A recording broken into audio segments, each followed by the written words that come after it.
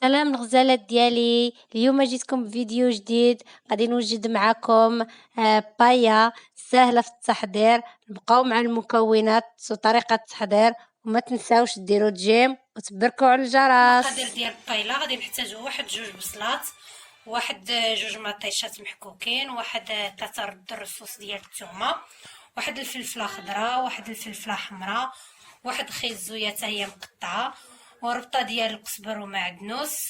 وبالنسبه للحوت غادي نستعملو ميخيونيس والكروفيت والكالامار. بالنسبه للعطريه غادي نحتاجو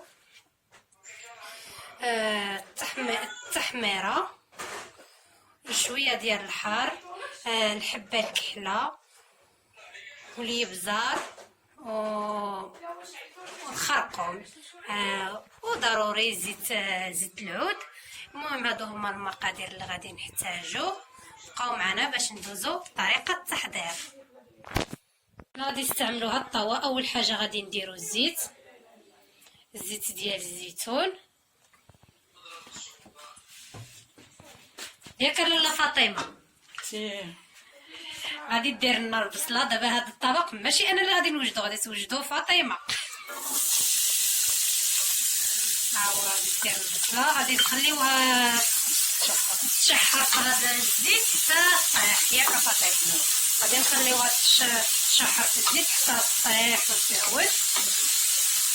فاطمه معروفه بالطايله كديرها واعره، وبغيت نشاركها معكم باش نتوما تستافدوا وتعرفوا التحضير ديالها.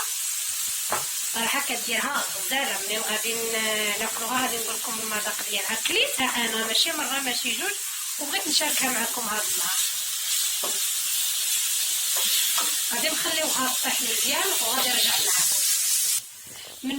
من بعد ما هودت البصله غادي نزيدو الكالامار.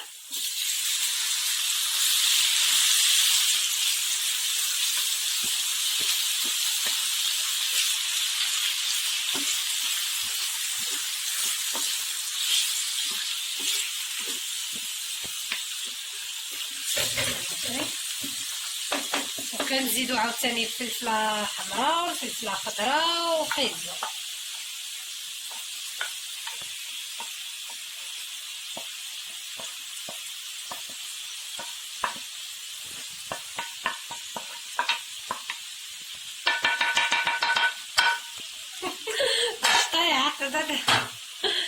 الصراحه الالوان زوينين. ولا كانت عندكم حتى الفلفله الصفراء يمكن ليهم يديروها.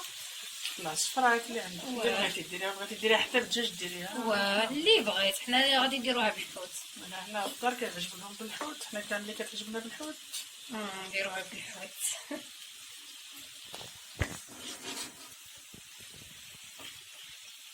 غادي نخليوهم يتشحروا شويه.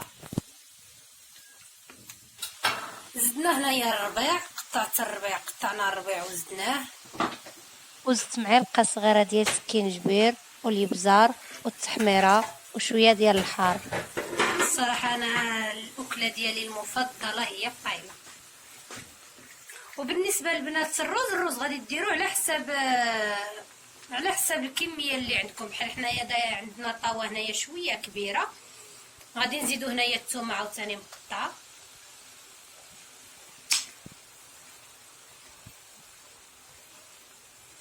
شويه ديال الملح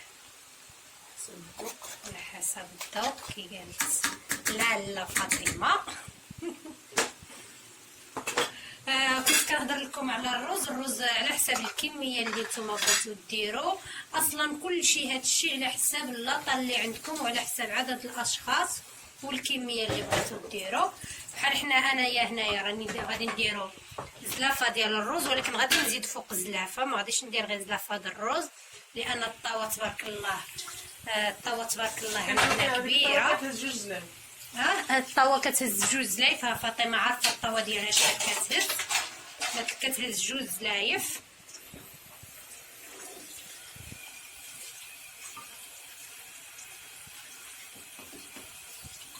المهم غادي تشحر شويه هادشي. وهانتوما معانا الطريقه ديال التحضير من الاول حتى للنهايه. كنزيدو دابا الروز. من بعد ما طابلنا الحوت كنزيدو الروز. الحوت كيكون هنا طاب غير نص طيبه ياك فاطمه.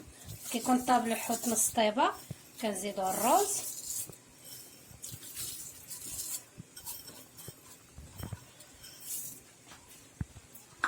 هنايا على حساب غادي نديرو على حساب اللاطه اللي عندنا، غادي نديرو 2 زلايف د الروز.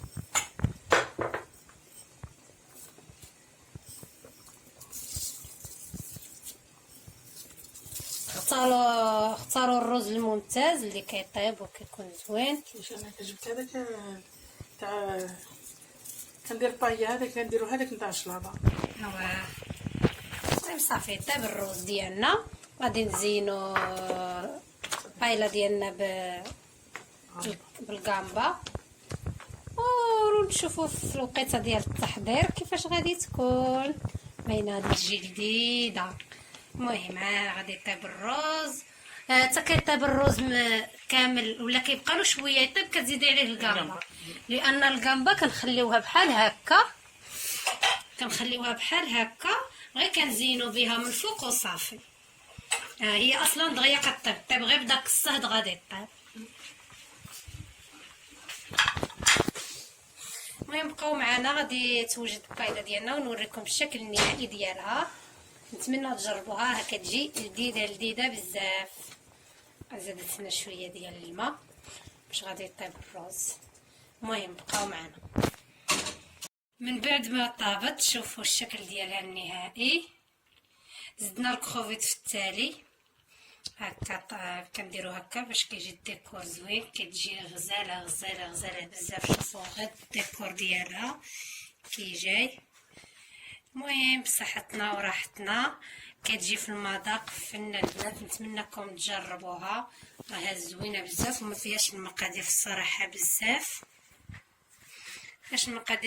وكتجي لذيذه. نتمنىكم تجربوها.